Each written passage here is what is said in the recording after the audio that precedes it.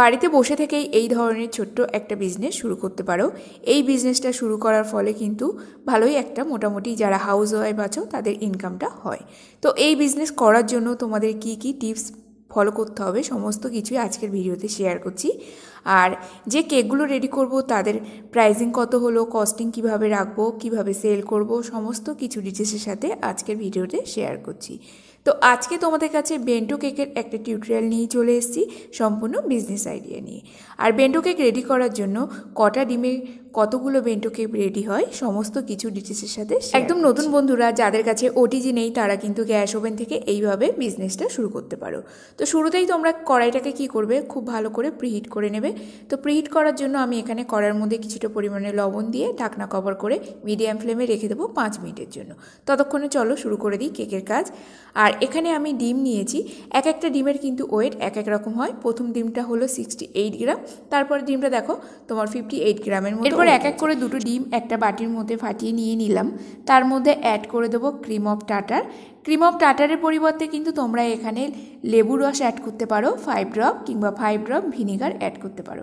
30 থেকে 40 সেকেন্ডের মতো একটু বিট করে নেব। ডিমের মধ্যে একটা ঝাঁক ভাব চলে আসলে তার মধ্যে অ্যাড করে দেবো 1/4 কাপ গুঁড়ো চিনি।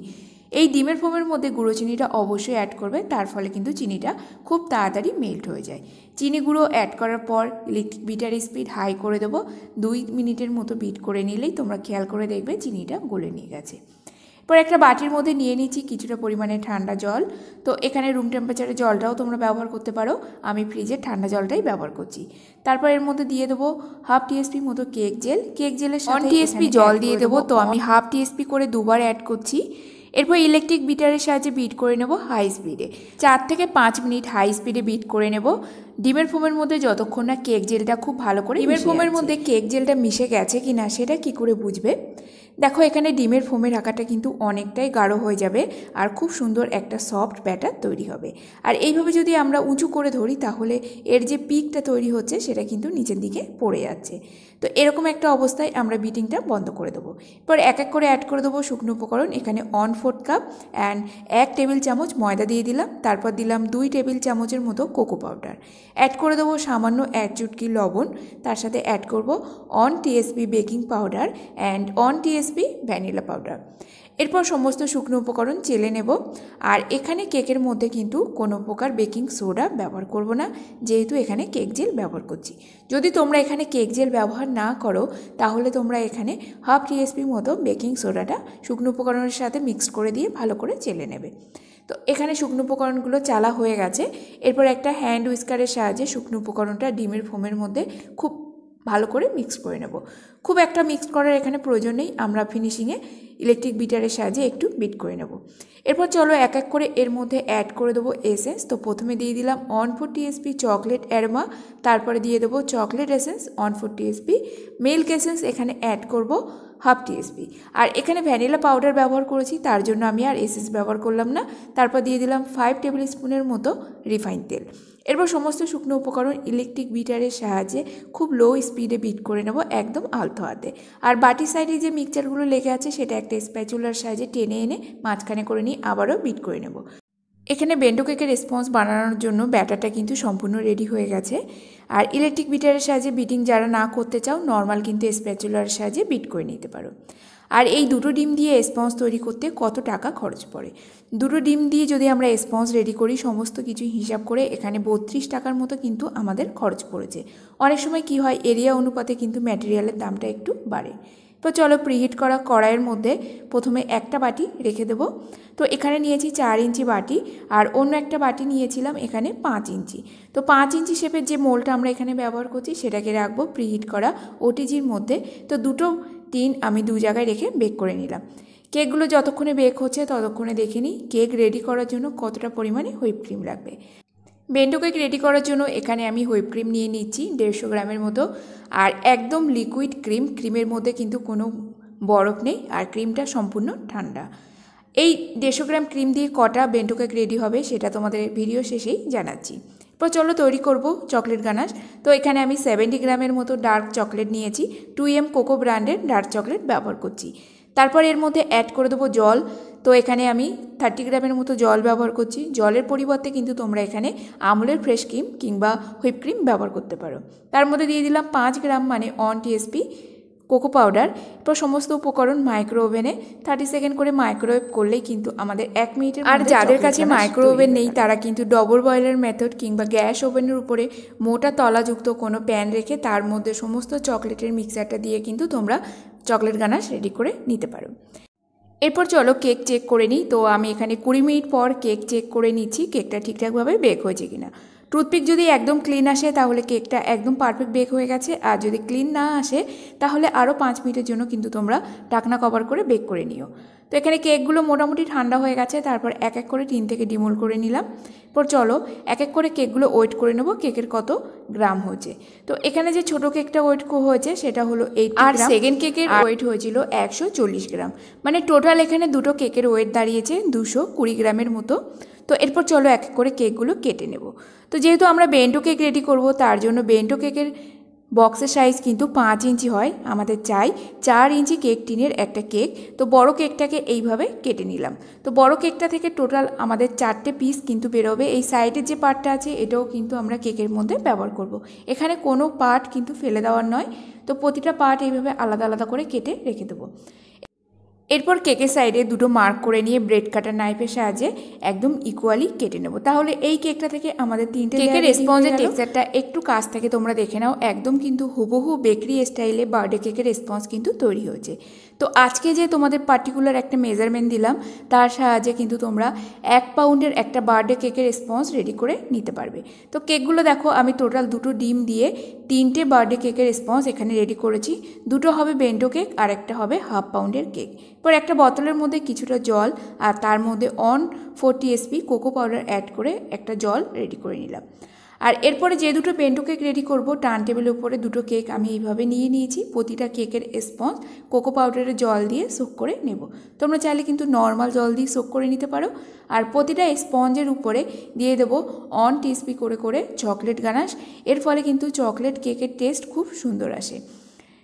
আচ্ছা বন্ধুরা, বেন্টো কেক রেডি করার জন্য কিন্তু আমাদের সবসময় লাগবে দুটো কেকের স্পঞ্জ। সে যে কোনো স্পঞ্জ আমরা ব্যবহার করি না কেন, 3টে কেকের যদি স্পঞ্জ এখানে লেয়ারিং করি তাহলে বেন্টো কেকের বক্স কিন্তু ঠিকঠাকভাবে কভার হবে না। আর এখানে বেন্টো কেক রেডি করার জন্য যখনই কোনো আমরা বাটি চুজ করব বা মোল চুজ করি না কেন তার সাইজ হওয়া চাই 4 ইঞ্চি, আর বেন্টো কেকের বক্সের মধ্যে সাইজটা হয় 5 ইঞ্চি। 4 ইঞ্চি বাটির মধ্যে যে কেকের স্পঞ্জটা রেডি হবে সেটাকে ক্রিম কোটিং করার পর আমাদের কেকের যে মাপটা হবে সেটা 4.5 ইঞ্চির মতো হয়ে যাবে। আর বেন্টো কেকের বক্সে ভরার পর কিছুটা পরিমাণে গ্যাপও থাকবে, তাহলে বক্সের গায়ে কেকের ক্রিমটাও লাগলো না, বক্সটাও ঠিকঠাকভাবে পরিষ্কার থাকলো। তো এইভাবে দেখো কেকের প্রতিটা লেয়ার কমপ্লিট করে নিচ্ছি। অল্প করে হুইপ ক্রিম দিলাম, আবার চকলেট গানাশ দিলাম। তো যতটা গানাশ রেডি করেছি তার সাহায্যে এই বেন্টো কেকগুলো কিন্তু রেডি হয়ে যাবে।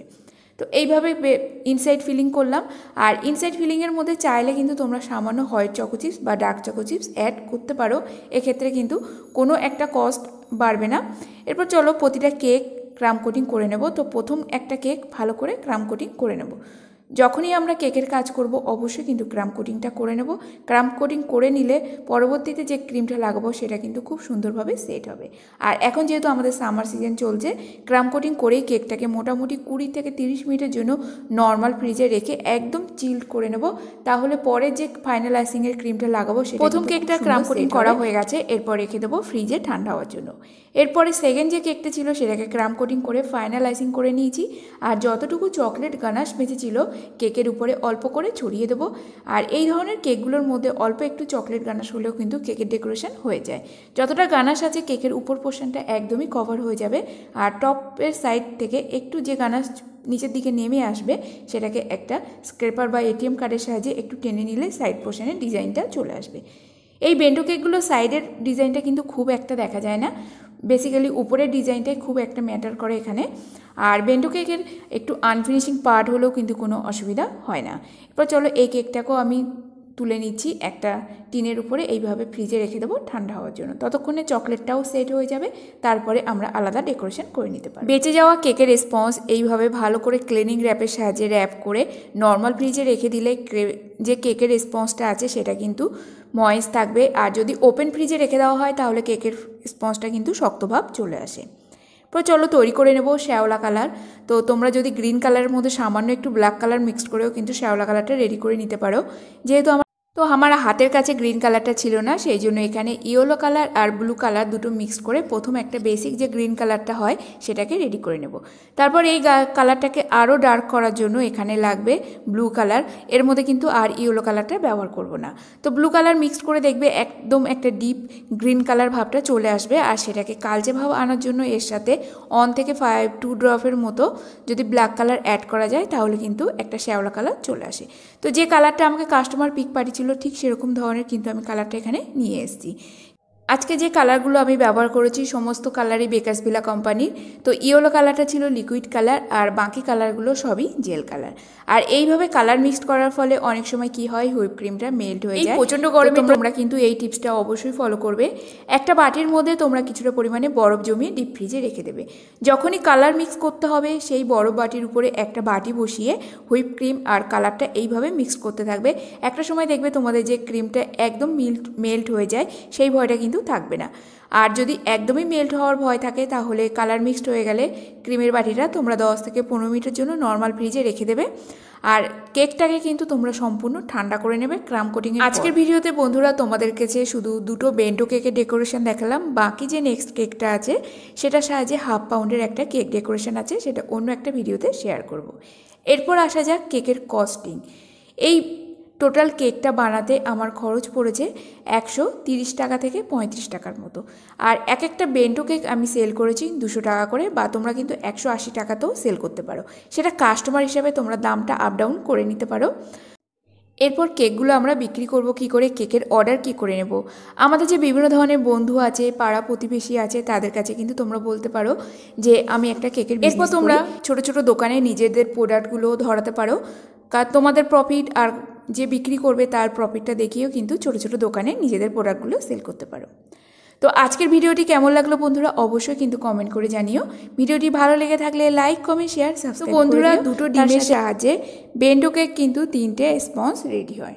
তো আর যদি আমরা 1 পাউন্ডের একটা বার্থডে কেকে ডেকোরেশন করতে চাই তাহলে যে মেজারমেন্টটা তোমাদের কাছে শেয়ার করলাম তার সাহায্যে কিন্তু 1 পাউন্ডের একটা বার্থডে কেক তোমরা রেডি করে নিতে পারবে।